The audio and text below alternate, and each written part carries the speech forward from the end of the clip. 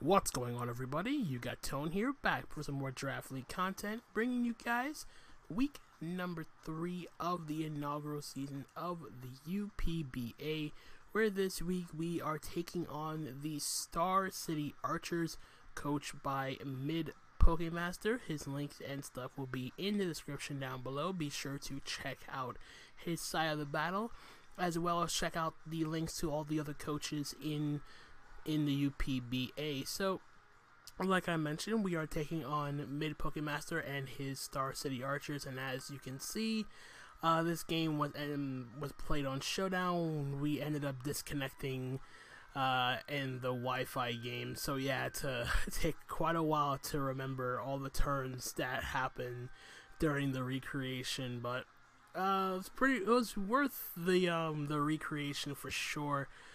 Going through this battle again. It did suck that we DC'd, unfortunately, so hopefully this is the only time this is going to happen throughout this season.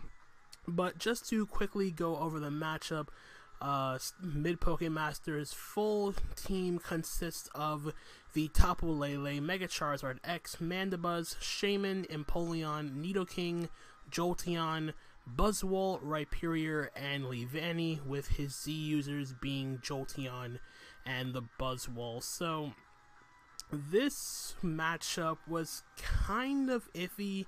Well, not iffy, like it was doable in terms of from the matchup standpoint, but of course the main problem obviously is that Lele. I do have a Jirachi though, so I'm not too terribly worried.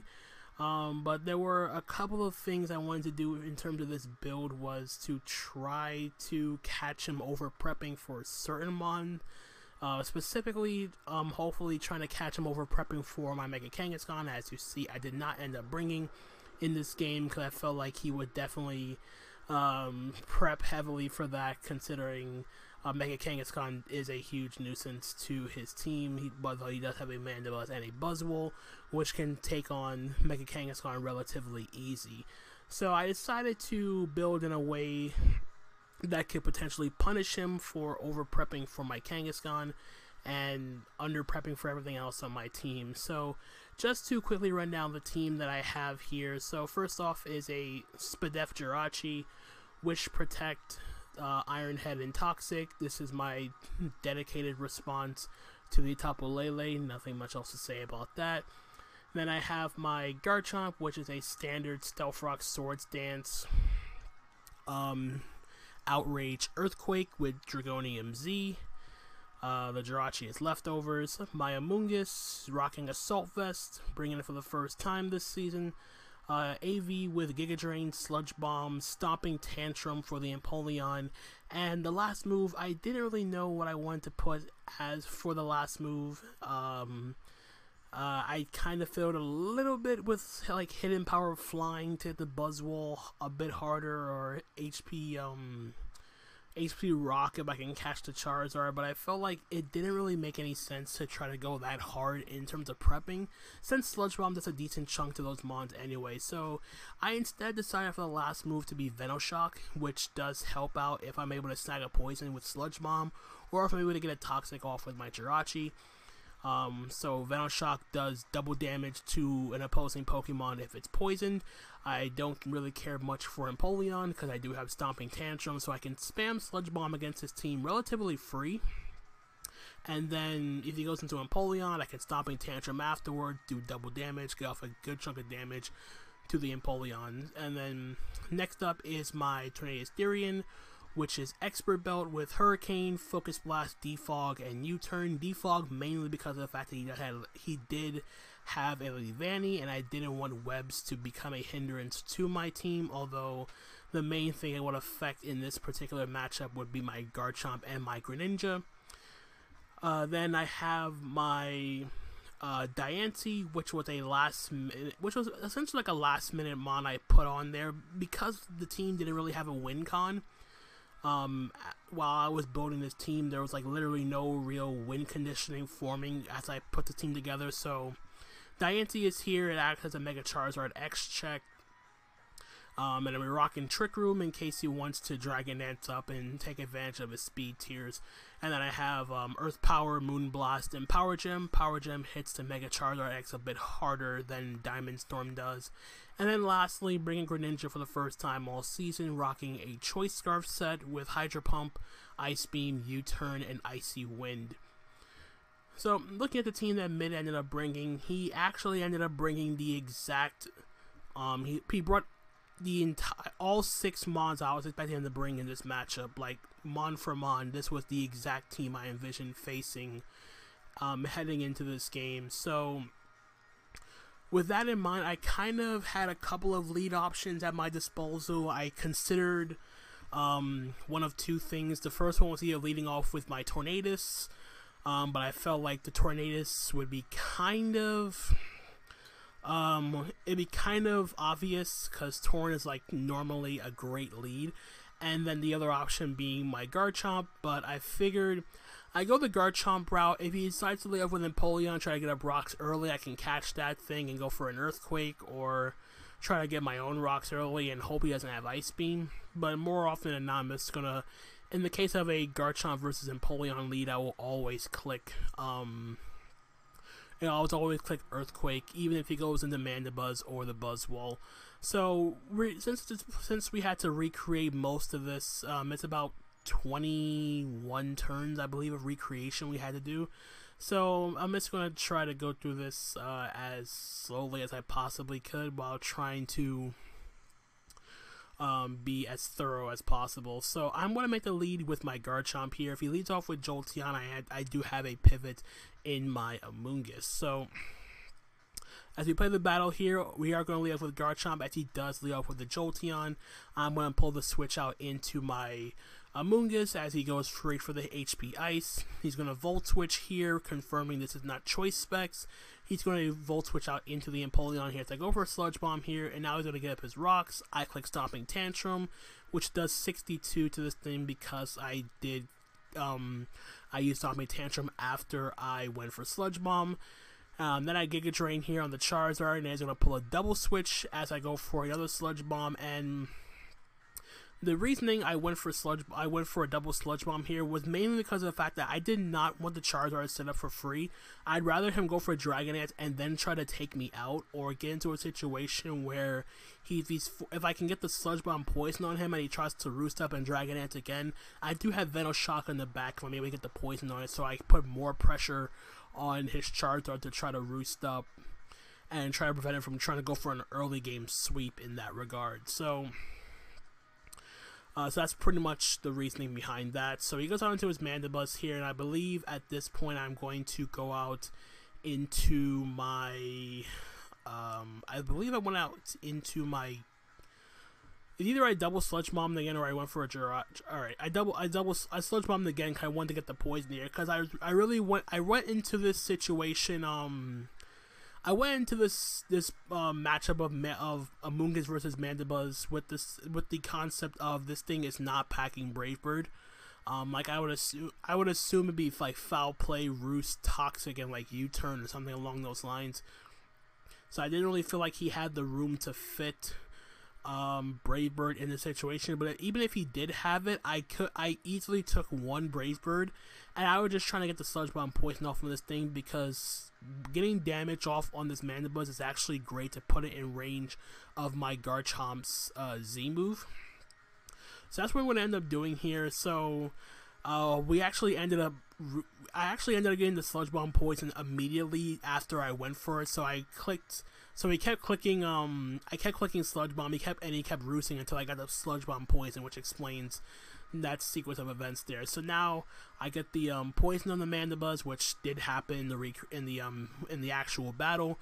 And now from here I'm just going to go for another Sludge Bomb, I believe, as it goes into his Buzzwole. As I go for another Sludge Bomb here, and I do snag a poison on this. In the Wi-Fi version, I didn't get the poison on this Buzzwole, so this kind of got hampered.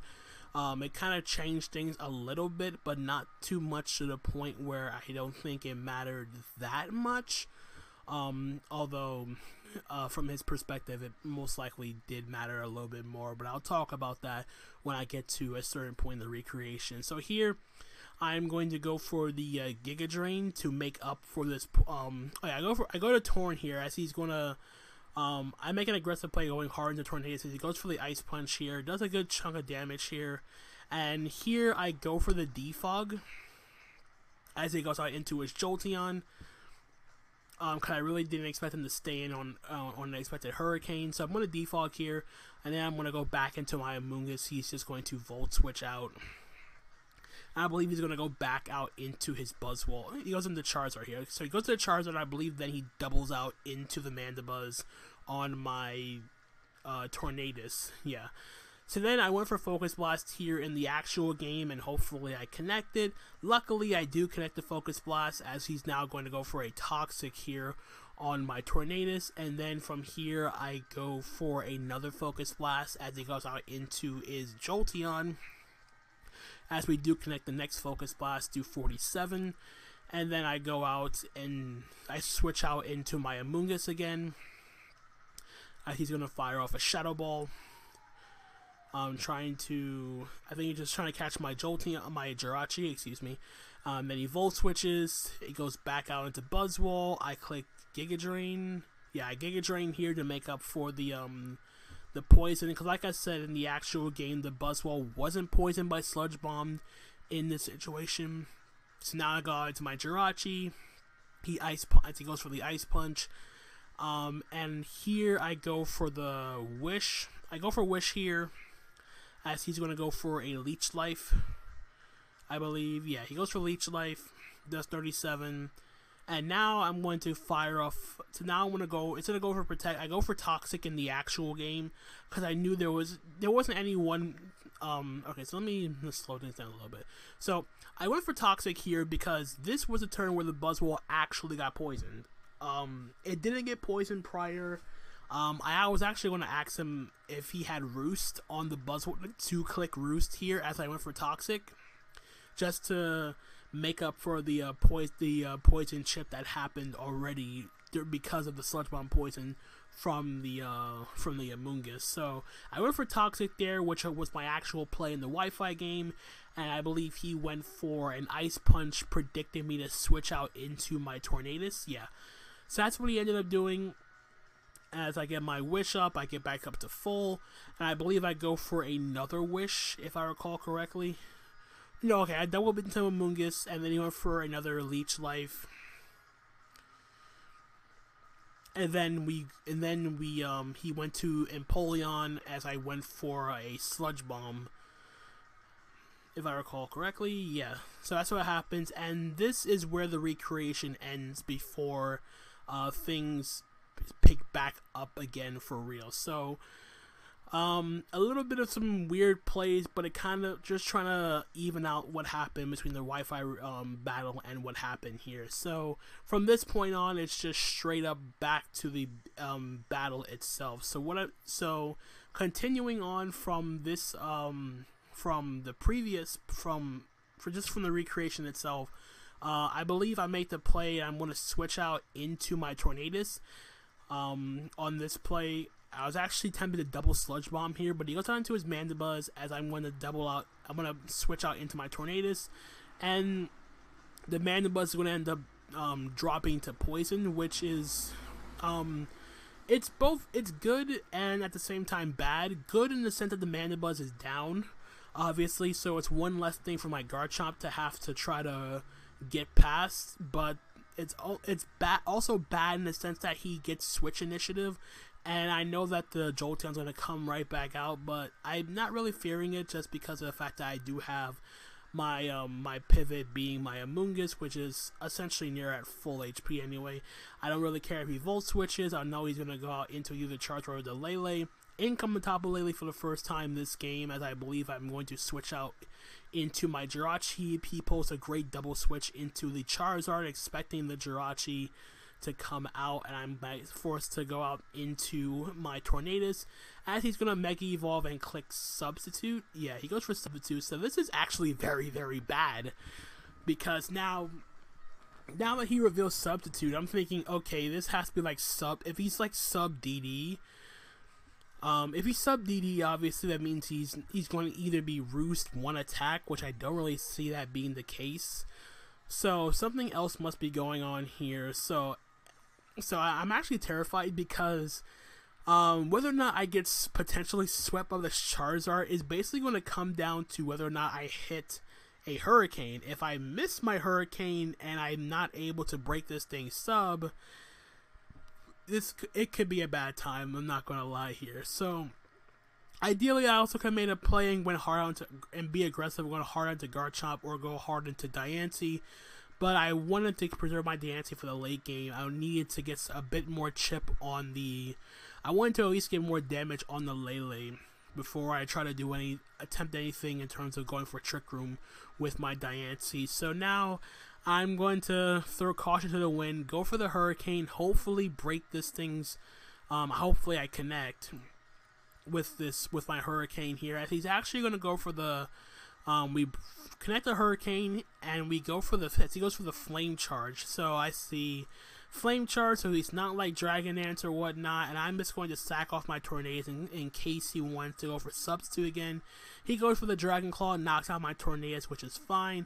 I'm now going to go out into my Garchomp here and just click EQ as he makes the sack and goes out into his Empoleon, fearing me to be Choice Scarf. So he sacks the Empoleon here, which is great because my Diancie just got freed up a lot more. In comes the Buzzwole, so now I'm going to pop my Z move, go for the Devastating Drake, and we knock out the Buzzwole. So Garchomp picking up its second kill, and now my Diancie is just looking fantastic here. As he goes into Jolteon, I go into Amoonguss. He's going to HP Ice. And with the Empoleon out the way, I get to click a free Sludge Bomb no matter what comes in. In comes the Charizard as it comes in on the Sludge Bomb. Do 29. I do get to snag the poison on the Charizard. And now I'm just going to go for a Venoshock here as he goes for the Flame Charge.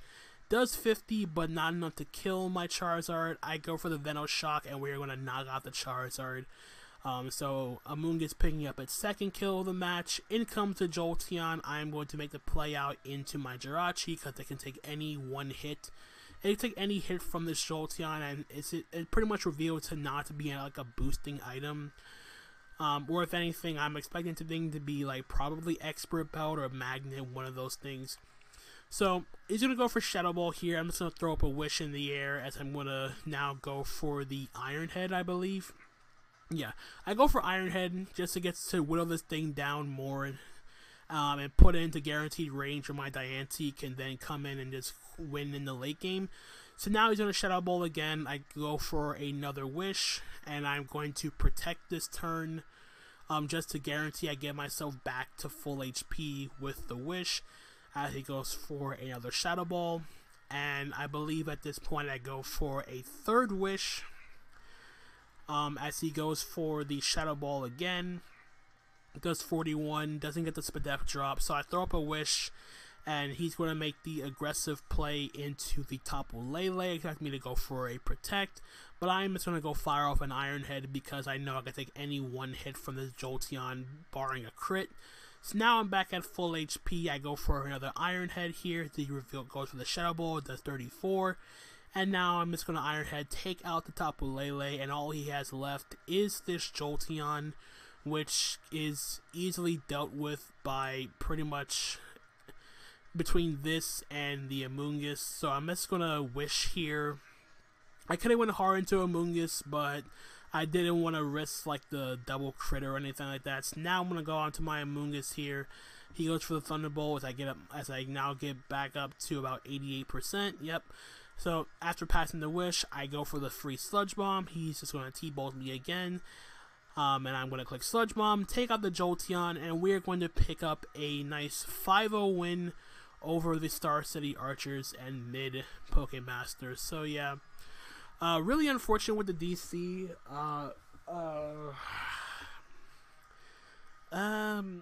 Other than that, though, it was kind of I feel like this entire game, like it seemed like I won this game like by a pretty high differential of +5, but things could obviously have been a lot different had, like, for example, if I had missed Hurricane on the substitute by Charizard X and he revealed Flame Charge, which actually revealed afterwards he was Flame Charged with Belly Drum. So if I had at any point